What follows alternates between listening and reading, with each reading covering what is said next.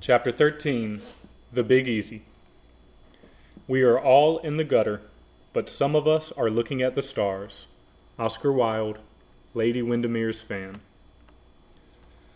My first order of business upon arriving at the New Orleans Grand Central Station is utilizing the bank of payphones against the wall.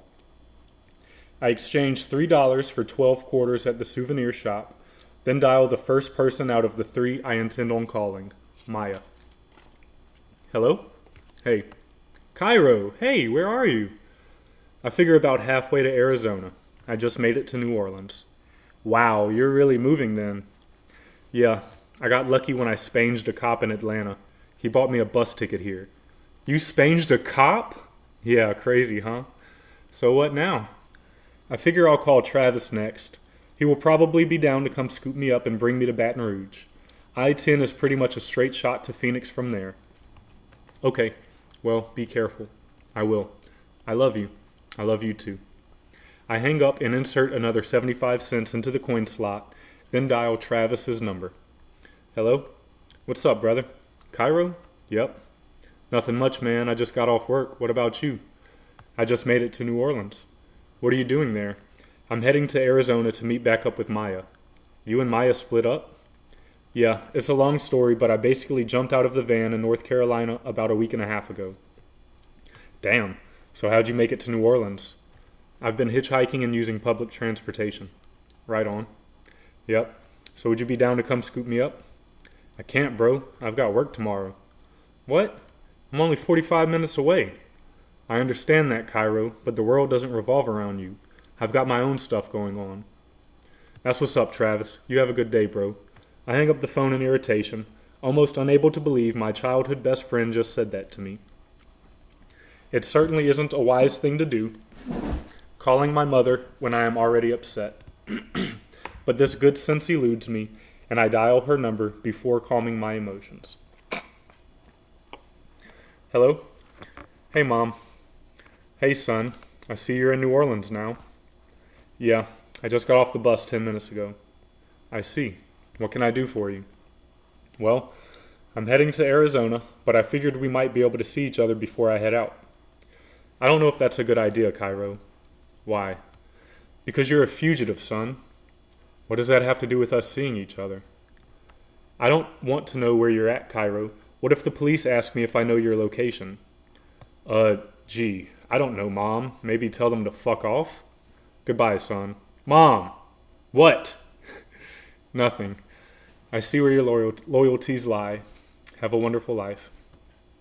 I slammed the phone into its cradle, feeling worthless, despised by even my own mother.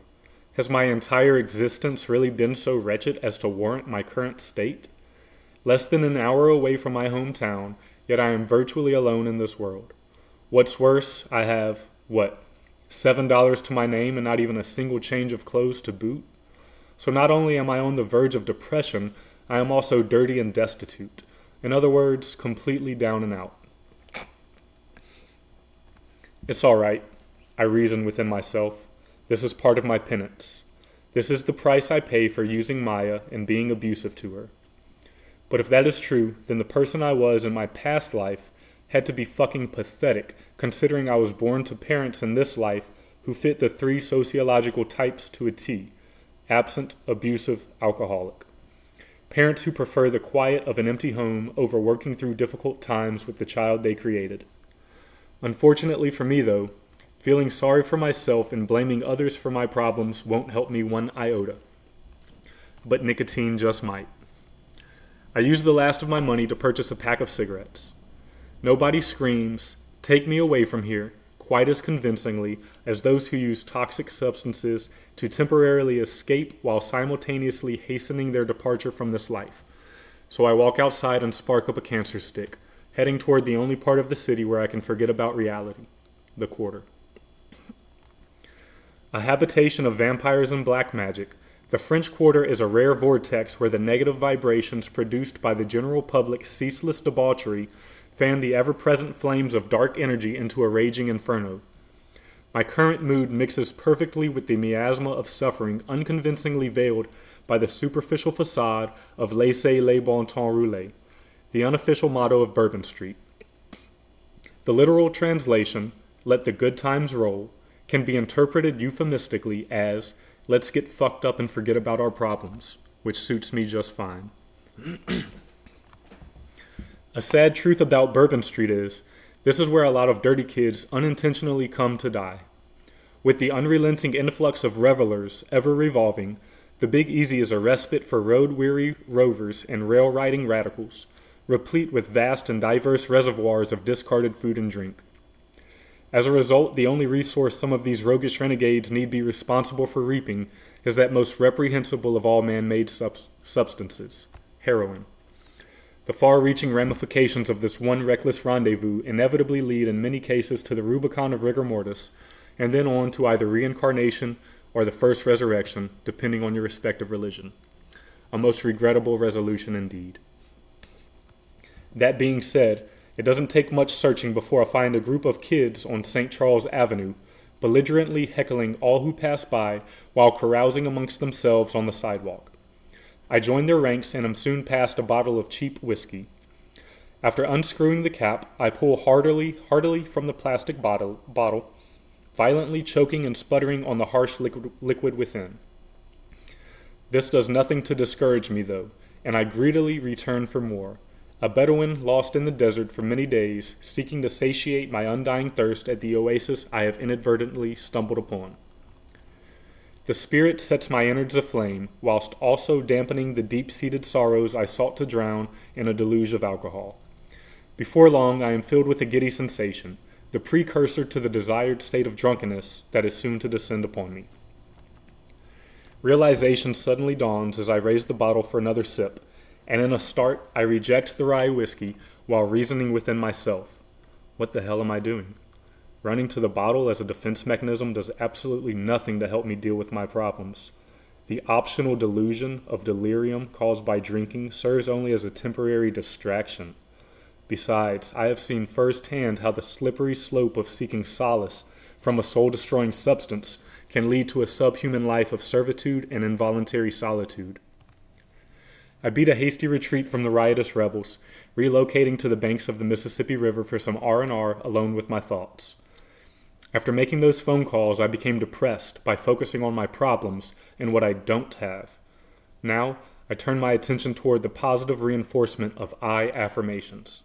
I am grateful. I am capable. I am powerful. I am patient. I am peaceful. I am victorious. The repetition of these affirmations pulls me swiftly from the miry pit my self-pity threatened to trap me in. Not only that, they systematically bring to my remembrance the scripture I saw in the Lake Claire Land Trust and the unorthodox interpretation I learned of after first encountering it. Be still and know that I am God. I focus my mind, clearing away the I affirmations until the only thought remaining is the mantra, I am who I am. I am who I am. I am who I am. The intoxicating effect of the alcohol begins to recede, whether from my focused meditation or time elapsed, I know not, as I continue to recite the esoteric refrain, striving to believe, no, striving to know, that I am who I have always been. At least it's summertime, I think, as I look up at the stars strewn across the heavens. I am laying in an alleyway beside a dumpster. The only thing separating me from the concrete is a small layer of cardboard. At least it isn't raining. At least I'm healthy. I might be a smelly bum without a pot to piss in or a window to throw it out of, but at least I am able to cultivate gratitude for what I do have. I roll over onto my side and close my eyes, counting the myriad blessings for which I can be thankful for. Just before falling asleep, I have eclipsed 100 with no end in sight. Screw, screw, screw, screw. I am awakened by the faint but persistent sound. Screw, screw, screw, screw. I open my eyes to find a robust brown rat just inches away from my face. Screw, screw, screw, screw. It is struggling to pull a wad of food-encrusted aluminum foil through a hole in the bottom of the dumpster. I sit up, my entire body stiff from laying on the unforgiving concrete all night. The rat, spooked by my sudden movement, bounds off down the alley and scurries into a hole beneath a building. It is still early morning, the sun just visible between the skyscrapers to the east. I stand up and throw my cardboard mat back into the dumpster it came out of, then stretch, causing the blood to rush back into my aching extremities. Today is a new day, I tell myself optimistically, full of new opportunities and possibilities. I walk through the quarter, paying close attention to the morning ritual of cleaning up the filth left behind from last night's Bacchanalian celebration. Shop owners and employees sweep the beer cans and plastic cups littering the sidewalk into the street as street sweepers live up to their name, canvassing the community and collecting the debris in a methodical pattern. The streets which have been thoroughly swept are then hosed down. The sidewalks are squeegeed to a near shine until they are squeaky clean, ready for the trash to begin accumulating again when the bars reopen at 8 a.m. I walk past Café du Monde, the bistro famous for its fresh fried beignets, New Orleans' own version of funnel cake, and am bombarded by the delicious aroma emanating from their kitchen. The line of tourists waiting for a small white bag of the delectable pastries topped in powdered sugar stretches down the sidewalk outside the eatery. The trash can on the corner is already halfway filled with the white paper bags, while many more of the bags are left on the sidewalk and concrete flower beds near the trash can, forgotten by the consumers in their haste to consume something else elsewhere.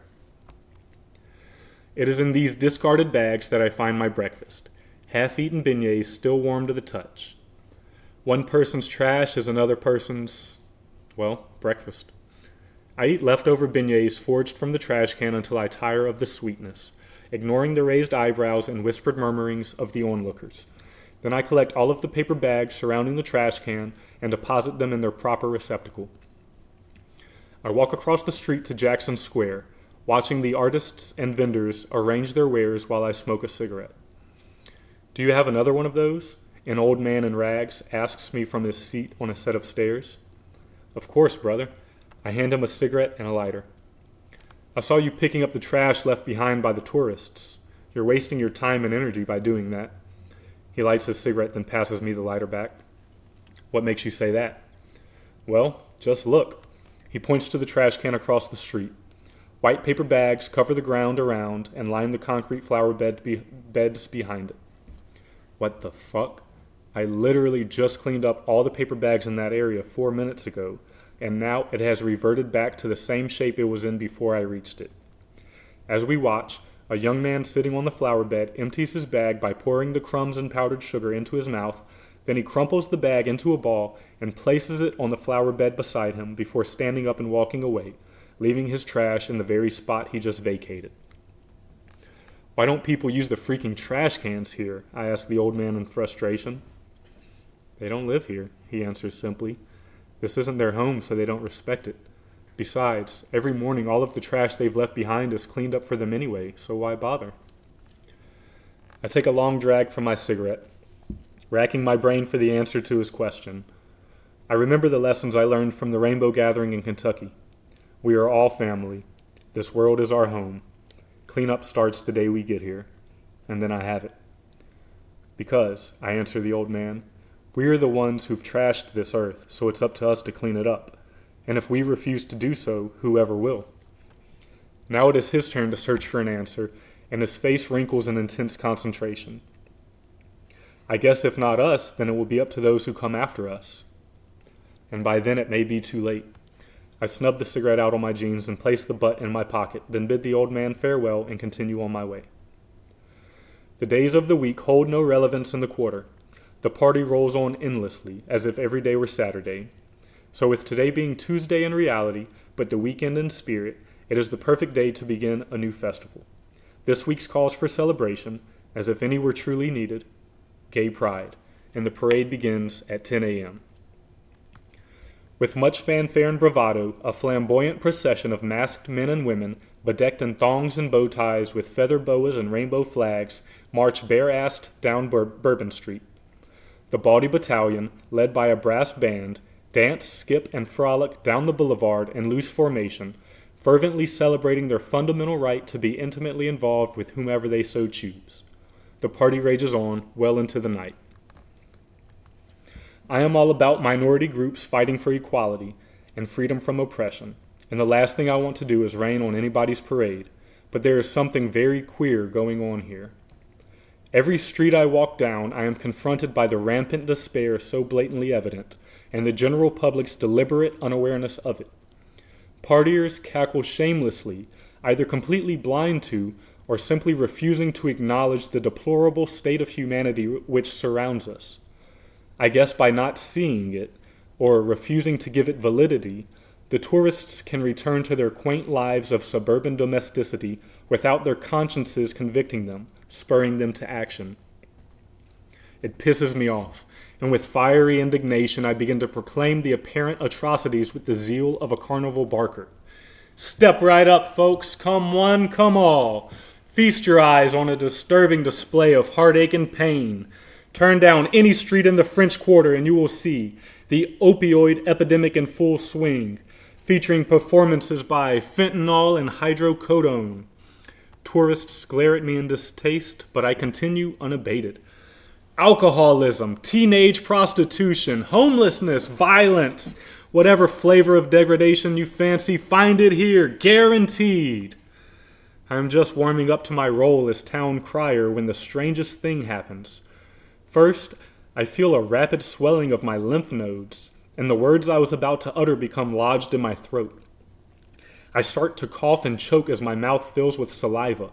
My throat is dry and scratchy, but my swollen glands make it almost impossible to swallow. My vocal cords are shot, and when I try to speak, my voice comes out in a harsh whisper.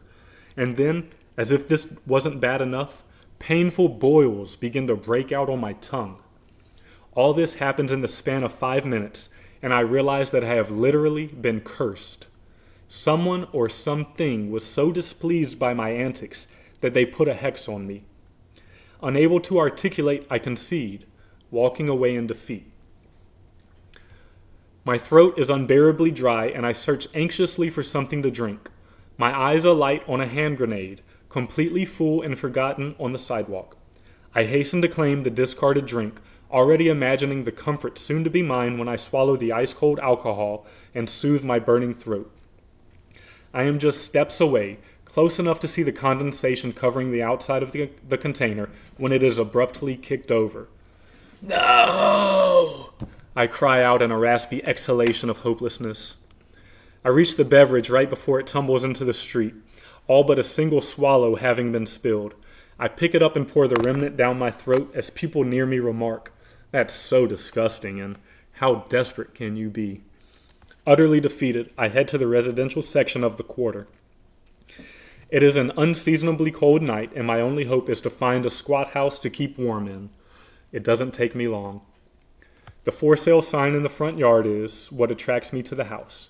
I open the gate and creep through the shadows, straining my eyes in vain to see into the inky darkness beyond the windows. The back door is unlocked, and I call out softly, "Anybody in here?"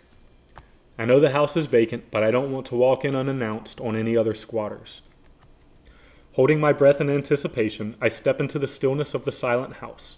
I tiptoe through the rooms one by one, ensuring I am truly alone. It is a shotgun house, so my search doesn't take long, and I return forthwith to the door I entered by, closing and locking myself in. I flip the light switch on the wall and am pleasantly surprised to learn that there is indeed electricity in this squat. I shut it off quickly, though, not wanting to alert any neighbors to my presence. Then I head to the clawfoot tub I saw in the bathroom. The water is lukewarm when I awaken. I pull the plug and climb out of the tub, splashing water all over the hardwood floor. I dry off with my shirt and put my clothes back on, minus my footwear, considering my feet are altogether trashed from wearing my boots for so long. I walk out the front door and light a cigarette. Frenchman Street is on the outskirts of the quarter, and is typically filled with more locals than tourists. As a result, it has a much more mild atmosphere, and it is there that I head this morning. Having spent the night in a bathtub after being cursed, and recovering from a bad case of trench foot, the only thing on my mind today is relaxing. I walk into Washington Square Park and sit on the ground against a tree. The fresh air, early morning sun, and green grass all combine to create a triumvirate of healing sensations for my feet as effective as any soothing salve. I close my eyes and focus my thoughts. I am grateful. I am capable. I am loved. I am powerful. I am patient. I am peaceful. I am victorious. I am who I am. I am who I am. I am who I am. Opening my eyes after an hour or so of meditation, I find the park bustling with activity. Feeling both mentally and spiritually recharged, I head out of the park and walk barefoot down Frenchman. Litter lies scattered all over both sides of the street, and I decide to do my part by cleaning up the trash. Besides, who is better suited for a job like this than someone who has no qualms about eating strangers' scraps and sleeping beside dumpsters? I begin to gather the rubbish and deposit it into the many, albeit mostly unused receptacles along the street, but it is slow work considering I am holding my boots in one hand. What the heck, I reason chaotically. I'll just leave my boots on the sidewalk nearby, and then I will be able to go about my task more efficiently. It won't take a genius to figure out that the boots belong to me, and who would steal from a homeless man working to clean up the community? It doesn't take long for me to clean up the debris, and it takes even less time for me to forget who I am when I head back to retrieve my boots and realize they are not where I left them. I look around the vicinity, even in and around trash cans, thinking somebody either threw them away or is playing a cruel trick on me, all the while growing increasingly more angry, irate, and impatient. After about 5 minutes of fruitless searching and anxious stewing, I erupt in an uncontrollable rage, the frustrations of the past week paired with my current situation boiling over and causing me to bellow at the top of my lungs, not just at the thief who stole from me, but at every single person within earshot for allowing it to happen. Are you fucking kidding me? The thanks I get for cleaning up your shitty neighborhood is to have one of you steal from me? People stare at me in shock from the safety of cafe balconies, eyes wide as steaming spoonfuls of soup hang suspended in midair, midway between their bowls and gaping mouths. It would almost be comical if my situation weren't so tragic. Now the only things in this world I possess are my shirt, pants, and underwear, plus a lighter and one last cigarette. I sit on the curb and light up, spitefully throwing the empty pack into the street. I inhale the carcinogens and look around the street contemptuously. Life on Frenchman has resumed, despite my outrageous behavior. I finish the cigarette and flick it, then stand up and begin to walk away, completely over New Orleans and resolve to find a way out ASAP. I am halfway down the block when my conscience makes its reappearance and overrides those base animal desires which held me captive moments ago. Muttering under my breath, I walk back over and pick up my discarded cigarette pack, then spend the next 3 minutes seeking the elusive butt I flicked. Once found, I collect it and proceed to throw my trash in the can, feeling ashamed at my wrathful outburst, but slightly redeemed for not having littered. Night descends and finds me still bootless and barefoot, a paragon of poverty, the potential poster child for a new Feed the Children campaign. Turn on your television and there I am, a study in contrasts, sullen and forlorn amidst a stream of lively tourists. I alone am dirty, disheveled, and, camera zooms out, barefoot. My Grateful Dead shirt is tattered, my gaze dejected, my beard unkempt. Melancholy music accompanies a well-known actress's voiceover. Millions of kids of all ages go to sleep hungry in this country. Hundreds more waste away for want of simple things we take for granted every day, luxuries like air conditioning, shoes, and family members. For just pennies a day, you can support a kid like Kairo. Camera cuts to a close-up of my face, a hopeful gleam in my eyes, in New Orleans. Pledge today and we'll even send you a wonderful, one-of-a-kind, handcrafted cashmere cardigan which reads, "Somewhere a dirty kid is grateful for me." The commercial ends with me sleeping in an alley. Okay, technically I'm not sleeping. I'm doing my I am meditations. I am laying down in an alley though, gazing up at the moon. And it is in this position that I meet Sonar. He walks into the alley I am occupying, completely oblivious of my presence, and begins to urinate on the wall across from me. "Way to piss on my bedroom wall, homie," I say, and he jumps, spraying pee in a chaotic yet almost artistic arc. "Holy shit, you literally scared the piss out of me, dude." He zips up and turns around. "You going to sleep already? In NOLA?" "No, I was just laying here, but now I feel compelled to go find a piss-free alley." "Yeah, good luck with that one." He walks up and introduces himself, then pulls out a small baggie of meth. Want to get high? Not particularly on that, but I will. All right, let's find a place with a little more light, and I'll make us some lines. We leave the alleyway, heading in the direction of the river, all the while chatting about our adventures in the Big Easy. Sonar is what some of your more critical dirty kids would call an oogle. He comes from a wealthy family and is basically just vacationing in our much less temporary lifestyle, on hiatus from some university or other. He dresses the part, talks the part, and even lives the part of your typical dirty kid.